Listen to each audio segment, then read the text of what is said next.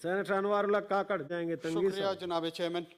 مرحومہ کریمہ بلوچ کے حوالے سے کچھ دوستوں نے یہاں پہ بات کی، اور میں سمجھتا ہوں کہ حقائق کے تقدس کے لیے اس کانٹیکسٹ کو ایکسپلین کرنا، اس پیرائے کو بتانا کہ واقعہ کیا ہوا ہے، شاید ایوان میں اور باقی پاکستان میں بہت سارے لوگوں کو حقیقت کے چند نوانسز ہیں، چند پہلو ہیں، ان کا ادراک نہ ہو یا جاوید علم بھائی میں صاحب اس کے نہ ہو. مرحومہ کریمہ بلوچ، ان کا انتقال پچھلے ماہ کینیڈا میں گھر سے غالباً نکلنے کے کوئی 24 یا 48 گھنٹے کے بعد کینیڈین اتھارٹیز کے علم میں آیا کہ وہ ڈسیزڈ ہیں، اب اس دنیا میں نہیں رہی ہیں، جب ان کی مسنگ رپورٹ وہاں پہ درج ہوئی. جناب چیئرمین، یہ بتاتا چلوں کہ مرحومہ بی ایس او آزاد کی چیئرمین تھی، اور پچھلے سال غالباً راکھی بندھن کوئی ریچول ہے، کوئی ایک دن ہے جس میں انہوں نے prime minister of India Modi سے بحیثیت ایک بین اپیل کی تھی کہ پاکستان کی انٹیگریشن میں وہ کوئی کردار ادا کریں اور ان کی مدد فرمائیں.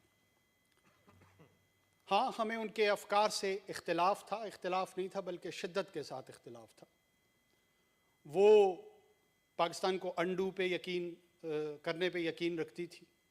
جو پاکستان کے خلاف ملیٹنٹ آرگنائزیشنز ہیں ان کے ساتھ بی ایس او آزاد کے تانے بانے ملتے تھے. وہ ان کے رفقا، ان کے خاندان کے لوگ، بہت سارے لوگ اسی فلسفے پہ عمل پیرا تھے، اور اپنی زندگی کی آخری سانس تک وہ اسی بینر کی فلیگ کیریئر رہی، جس کا ہم کھل کے مذمت بھی کرتے ہیں، اس سے اختلاف بھی رکھتے ہیں، اور اس سے دور رہتے ہیں سیاسی طور پہ. Having said this, ریاست پاکستان نے ان کی رائٹ آف بیریل اور تدفین کا جو حق ہے، جو بائی ورچو آف برتھ، چاہے ان کو پاکستان کے ساتھ اختلاف تھا یا ناپسند تھا یا پسند تھا، وہ رائٹ ڈینائی نہیں کیا. وہ فیکچول پوزیشن اس لیے کلیریفائی ہونی چاہیے کہ مرحومہ کا جسد خاکی اس وقت تمب میں مدفون ہے، ان کی تدفین وہیں ہوئی ہے. تو یہ فیکچولی درست نہیں ہوگا کہ جی ان کو تدفین کی اجازت نہیں دی گئی ہے. تدفین کی اجازت ان کو یقیناً دی گئی، اور وہ اپنے آبائی علاقے میں اس وقت مدفون ہیں. یہ ہے فیکچول پوزیشن. تدفین کا جو عمل تھا اس کے حوالے سے سوالات ضرور اٹھائے گئے ہیں. جناب چیئرمین، جس بیک گراؤنڈ میں جس قسم کا وہ سیاسی پس منظر رکھتی تھی، کوئی بھی ایڈمنسٹریٹو سینس ہو، اور اس میں سندھ پولیس نے لیڈ لی ہے، جس کو ریاست پاکستان بیک کرتی ہے، اون کرتی ہے. میں اس میں سندھ پولیس کو کوئی ایکسکلوسو فورس کے طور پہ نہیں دیکھتا. کسی قسم کا ناخوشگوار واقعہ پیش آ سکتا تھا. آپ ایک پریمپٹیو ایڈمنسٹریٹو سینس رکھتے ہیں. انہوں نے ایک ایمبولنس میں ان کی والدہ، جو کہ 2 گاڑیوں میں ان کے لواحقین، ان کے باقی رشتہ دار ان 2 گاڑیوں میں تھے، اور جسد خاکی کو ایمبولنس میں رکھ کے پولیس پروٹیکشن میں اسکارٹ کیا گیا فرام ون ڈسٹرکٹ ٹو اندر. یعنی کراچی سے وہ بیلا ڈسٹرکٹ پولیس نے اس کو ٹیک اوور کیا، پھر بیلا سے تربت پولیس نے ٹیک اوور کیا، اور جو دفن ہونے کی جگہ تھی وہاں تک پروٹیکشن پرووائڈ کی گئی. اب اگر آپ اس کو کنسٹرو کریں گے اور کہیں گے کہ جی میت اغوا ہو گئی، کل کو لوگ لیڈی ڈیانا کی جو میت تھی اس کو اسٹیٹ بیریل دیا گیا، اسٹیٹ پروٹیکشن دی گئی، اس کی بھی انٹرپریٹیشن اگر ایسے لوگ کریں جو کہ ان اتھارٹیز پہ ان کی موت کے حوالے سے سوالات اٹھاتے تھے اور کہیں گے جی ان کی میت اغوا ہو گئی، تو یہ بڑی مس لیڈنگ اسٹیٹمنٹ ہوگی. اس کا حقیقت سے کوئی تعلق نہیں ہے. کسی نے کسی میت کو اغوا نہیں کیا. جو پروٹیکشن تھی وہ پرووائڈ کرنا گورنمنٹ آف دا ڈے کا، پروونشل گورنمنٹ کا، فیڈرل گورنمنٹ کا، دونوں کی ذمہ داری تھی. باقی بات رہی ان ریٹرکس کی.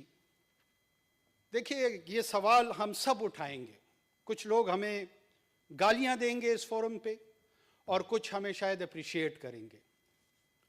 یہ سوال میں بحیثیت بلوچستانی بحیثیت پاکستانی یہ اٹھاتا ہوں کہ کریمہ اور ان کے جو رفقا تھے جنہوں نے ریاست پاکستان کے خلاف اعلان جنگ شروع کیا، جنہوں نے بندوق اٹھائی، جنہوں نے آرمڈ سٹرگل کو دعوت دی، توتک میں 2008 میں ذاکر مجید اور سنگت ثنا براوی میں تقریر کرتے ہوئے کہتے ہیں کہ دا جنگ نن بش کریرن، دا منافق آک، اور اس سے منافق مراد ان کی نیشنل پارٹی اور بی این پی مینگل تھی، ہم تو شاید کفر کے زمرے میں آتے ہیں، کہ دا منافق آک ننے پارا کہ ریاست تو عید کبو، یہ منافق ہمیں یہ کہتے ہیں کہ ریاست سے بات کرو، نن دات پانا کہ لما وطن دتر خوائک، کہ مدر لینڈ ریکوائرز بلڈ،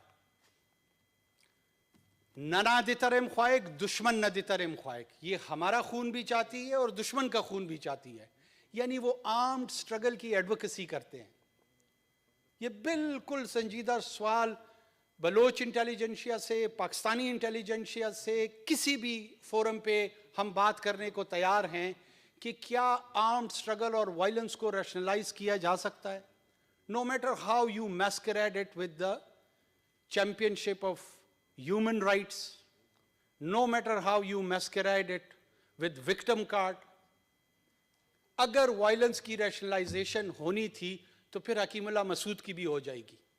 اگر وائلنس کی ریشنلائزیشن ہونی ہے پھر دنیا میں ہر طرف لبرل ڈیموکریسی ول ڈائی ڈاؤن، اور اتھارٹیرین اور فیشسٹ ریجیمز جو ہے جو یقینی وائلنس پہ رکھتے ہیں پھر ان کا دور دورہ ہوگا۔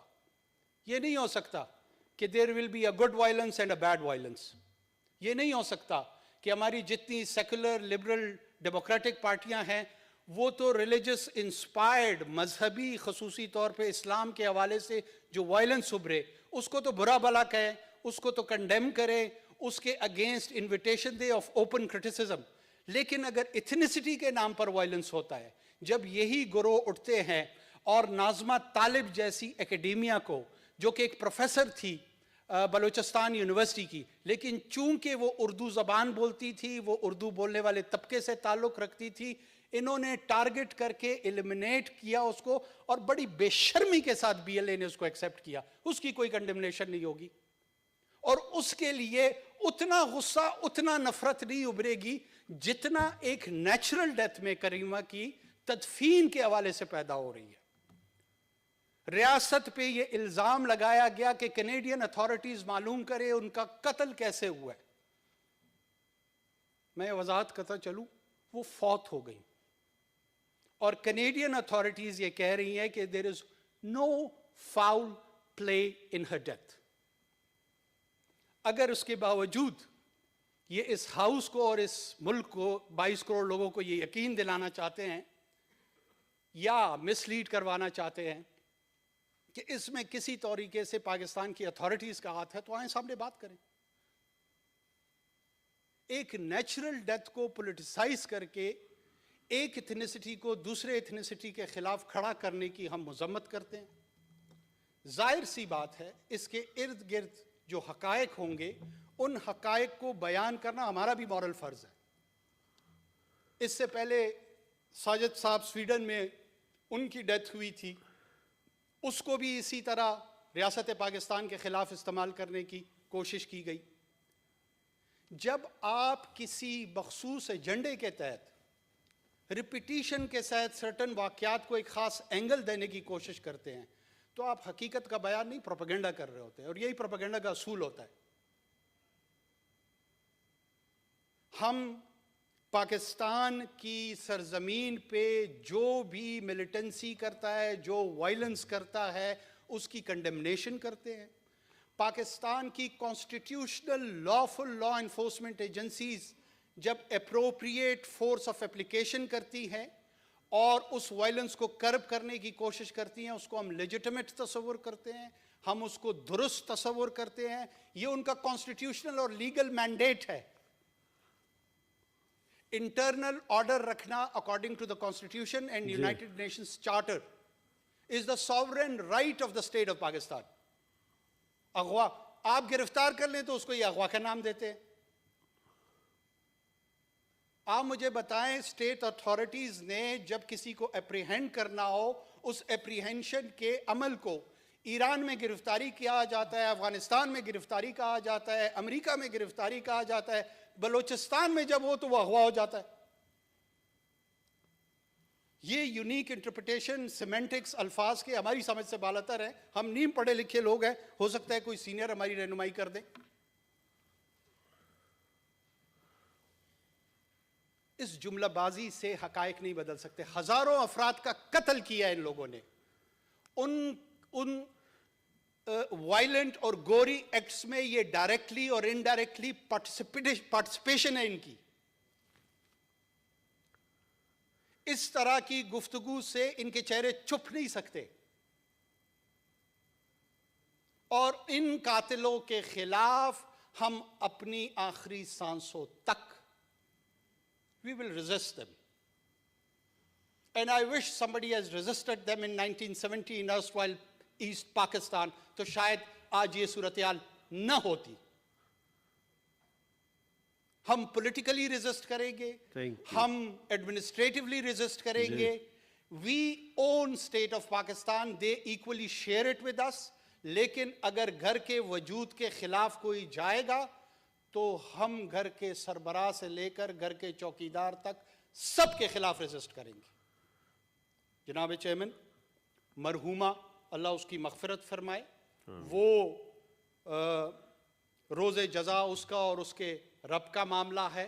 ہم اس کے لیے دعائے مغفرت کر سکتے ہیں ایسے موقع پر، لیکن حقائق کو مسخ قطعاً نہیں کرنا چاہیے. نہ کسی نے اس کی میت کو اغوا کیا ہے، نہ وہ کسی ایسے واقعے میں اس کا انتقال ہوا ہے جس سے وائلنس کا کوئی شائبہ پیدا ہو. لفظ شہادت استعمال ہو رہا ہے ان کے لیے جیسے کسی نے ان کی جان لے لی ہے.